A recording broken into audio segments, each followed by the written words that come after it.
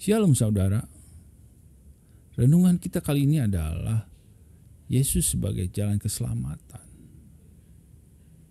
Yang menjadi pertanyaan adalah mengapa jalan keselamatan? Itu mungkin jadi suatu pertanyaan yang penting yang perlu kita renungkan lebih jauh lagi. Pertanyaan itu pula lah yang menjadikan alasan dari kekristenan kita. Bicara tentang jalan keselamatan, tentunya kita tidak bisa melupakan peristiwa manusia jatuh di dalam dosa. Manusia jatuh di dalam dosa berakibat kematian rohani, yaitu putusnya hubungan Allah dengan manusia. Yesaya 59 ayat 2, tetapi yang merupakan pemisah antara kamu dan Allahmu ialah segala kejahatanmu, dan yang membuat dia menyembunyikan diri terhadap kamu sehingga ia tidak mendengar ialah segala dosamu. Di sini terlihat bahwa segala kejahatan atau segala dosa itulah yang merupakan pemisah antara Allah dengan kita.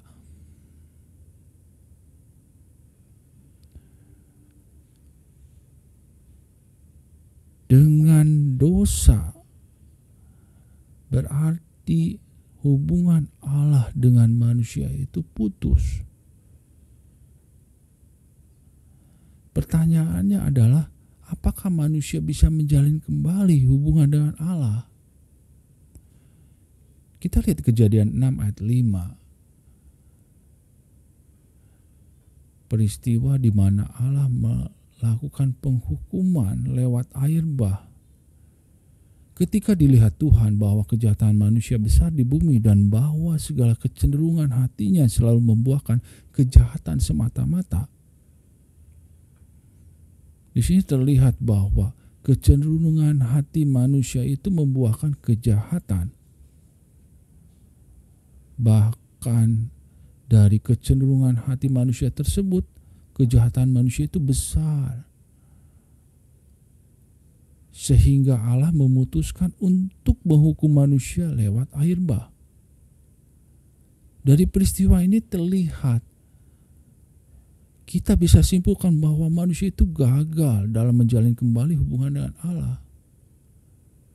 Manusia tidak mampu menjalin kembali hubungannya dengan Allah. Apakah manusia tidak memiliki kemungkinan untuk menjalin kembali hubungan dengan Allah? Ada satu konsep di dalam Alkitab, yaitu konsep imam.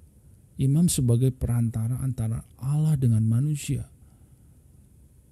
Di dalam Alkitab, tugas seorang imam adalah menjadi perantara antara Allah dan manusia, terutama dalam hal ibadah, pengorbanan, dan doa. Imam memiliki tanggung jawab utama dalam menjalankan hubungan yang benar antara umat dan Tuhan.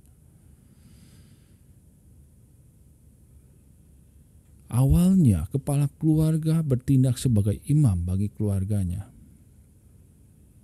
Kejadian 8 ayat 20. Lalu Nuh mendirikan mezbah bagi Tuhan. Di sini terlihat Nuh yang bertindak sebagai kepala keluarga, dia bertindak sebagai imam yang melakukan pengorbanan bagi Tuhan, yang mewakili keluarganya dalam hal korban. Itu yang menjadi imam dari awal, di mana kepala keluarga lah yang bertindak sebagai imam. Kejadian 15 ayat 18. Melkisedek adalah imam pertama yang tertulis di dalam Alkitab. Melkisedek Raja Salem membawa roti dan anggur. Ia seorang imam Allah yang maha tinggi.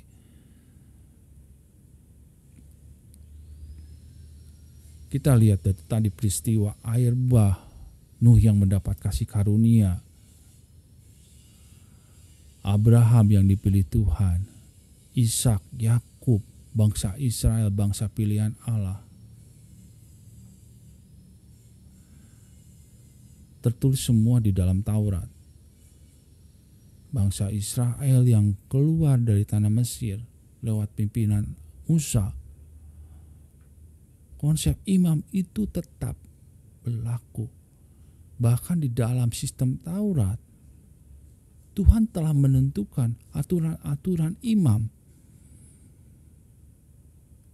Kemah suci yang menjadi kemah pertemuan antara Tuhan dengan bangsa Israel lewat perantaraan Musa. Tuhan menentukan imam-imam yang ditugaskan tadi untuk dalam hal ibadah, dalam hal pengorbanan, dan dalam hal doa.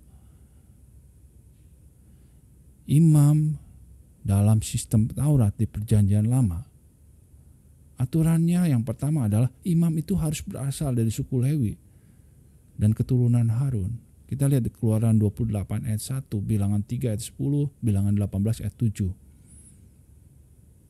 Orang dari suku Lewi lainnya bertugas untuk membantu pelayanan di kemah suci. Bilangan 3 ayat 5 sampai 9. Itu aturan yang Tuhan tentukan dalam sistem Taurat sewaktu bangsa Israel keluar dari tanah Mesir.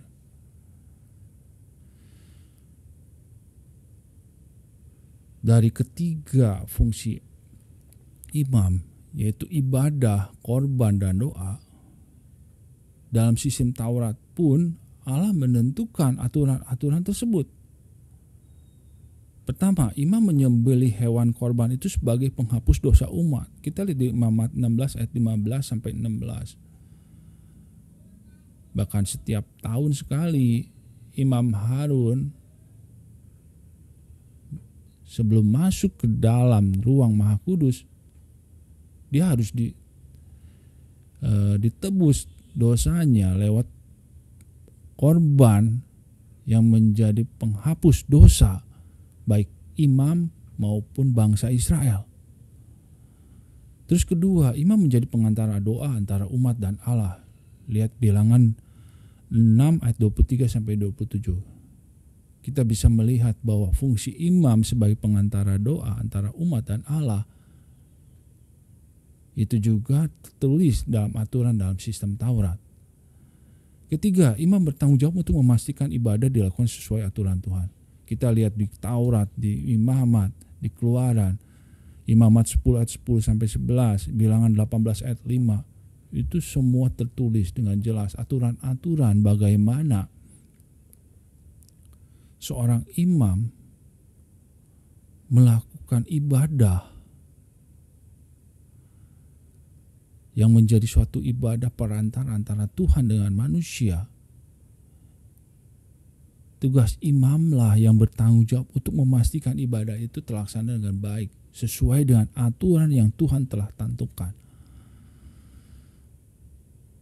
Nah, dari sistem Taurat di Perjanjian Lama, tentunya kita melihat bagaimana dengan sistem di dalam Perjanjian Baru.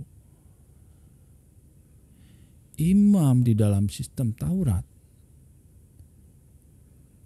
digenapi dengan kedatangan Yesus di dalam Perjanjian Baru. Yesus menggenapi semua Taurat tersebut. Yesus adalah seorang imam besar di dalam Perjanjian Baru. Kita lihat dari tiga fungsi tadi. Korban, doa, dan ibadah. Yesus genapi pula di dalam Perjanjian Baru. Hal yang pertama, kalau kita bandingkan tadi Perjanjian Lama bahwa setiap imam itu melakukan pengorbanan atau menyembelih korban sebagai penebusan dosa baik buat imam maupun bangsa Israel. Ada satu tugas imam untuk melakukan pengorbanan atau korban, menyembelih korban untuk menebus dosa. Di dalam perjanjian baru, Yesus menggenapi dengan darah Kristus yang tercurah di kayu salib. Darah yang tercucur itu menjadikan darah penebusan dosa kita. Lewat darah yang tercurah itu dosa kita telah ditebus. Ibrani 9 ayat 12. Dan ia telah masuk satu kali untuk selama-lamanya ke dalam tempat yang kudus. Bukan dengan membawa darah domba jantan dan darah anak lembu. Tadi kalau kita bandingkan dengan perjanjian lama, seorang imam yang masuk ke dalam tempat kudus itu harus membawa darah domba jantan atau darah anak lembu untuk menebus dosa baik imam maupun bangsa Israel. Tetapi di perjanjian baru, Kristus membawa darahnya sendiri, dan dengan itu ia telah mendapat kelepasan yang kekal. Penebusan dosa yang sifatnya sementara dalam perjanjian lama dan dilakukan secara berkala atau melalui satu periode-periode tertentu, di dalam perjanjian baru, darah Kristus yang tercurah sekali dan bersifat kekal adanya. Tidak perlu diulang-ulang lagi. Di perjanjian lama yang bersifat sementara, di dalam perjanjian baru, darah Kristus bersifat kekal adanya. Hal yang kedua, melalui Yesus doa kita didengar oleh Allah. Tadi imam merupakan pengantara doa antara manusia dengan Allah. Melalui Yesus, doa kita didengar oleh Allah. Kita lihat di Yohanes 16 ayat 23. Dan pada hari itu kamu tidak akan menanyakan apa-apa kepada aku. Aku berkata kepadamu, sesungguhnya segala sesuatu yang kamu minta kepada Bapa akan diberikannya kepadamu dalam namaku. Di Yohanes 16 ayat 23 terlihat, apabila kita meminta sesuatu kepada Bapa, ada satu janji akan diberikan. Tapi dengan satu syarat, mintalah dalam nama Tuhan Yesus. Itu mungkin satu jaminan buat kita. Tadi imam bertugas sebagai pengantara doa di perjanjian lama. Di perjanjian baru, melalui Yesus, atau kita katakan di dalam nama Yesus, kita bisa berdoa dan doa kita didengar oleh Allah. Tadi terlihat bahwa syarat dari semua itu, Yohanes 16 ayat 23, mintalah di dalam nama Yesus. Jadi melalui Yesus doa kita bisa didengar oleh Allah. Hal yang ketiga, hal tentang ibadah. Di Taurat dituliskan dengan jelas aturan-aturan tentang ibadah. Di perjanjian baru, melalui Yesus kita bisa beribadah secara langsung kepada Allah. Ini hal yang menarik. Kita lihat di Ibrani 10 ayat 19. Jadi saudara-saudara, oleh darah Yesus kita sekarang penuh keberanian dapat masuk ke dalam tempat kudus. Tadi seorang imam yang bisa masuk ke dalam tempat kudus. Tapi di dalam perjanjian baru kita lihat, oleh darah Yesus kita sekarang penuh keberanian masuk ke dalam tempat kudus. Karena ia telah membuka jalan yang baru dan yang hidup bagi kita melalui tabir, yaitu dirinya sendiri. Dan kita mempunyai seorang imam besar sebagai kepala rumah Allah. Di sini kita lihat, dengan Yesus, dia buka suatu jalan, dia buka suatu tabir lewat dirinya sendiri. Sehingga kita, manusia, bisa mempunyai satu keberanian masuk ke dalam tempat kudusnya Allah. lewat Kristus. Putusnya hubungan antara Allah dan manusia bisa tersambung kembali. Kita bisa beribadah secara langsung pada Allah lewat Kristus. Lewat korban penebusan yang Yesus lakukan, darah Yesus yang tercurah itulah yang memampukan kita. Karena kita telah ditebus, bahkan lewat penebusan yang Allah lakukan atau Yesus lakukan, kita menjadi milik Allah. Kita yang adalah milik Allah mempunyai satu hak, bisa beribadah secara langsung pada Allah. Itu mungkin suatu fakta yang menarik. Mengapa kedatangan Yesus yang menggenapi semua Taurat tersebut itu juga yang memampukan kita mempunyai hubungan secara langsung dengan Allah. Kita yang hidup di dalam perjanjian baru ini mempunyai akses yang langsung kepada Allah. Tentunya dengan satu syarat. Lewat Kristus lah. Jadi kita simpulkan bahwa Yesus itu adalah imam besar kita. Imam besar. Balik lagi kalau kita bicara tentang imam. Imam yang menjadi perantara antara kita dengan Allah. Lewat Kristuslah hal itu bisa terlaksana. Lewat imam besar itulah kita mempunyai akses langsung. Yang mungkin kita bicara di perjanjian lama,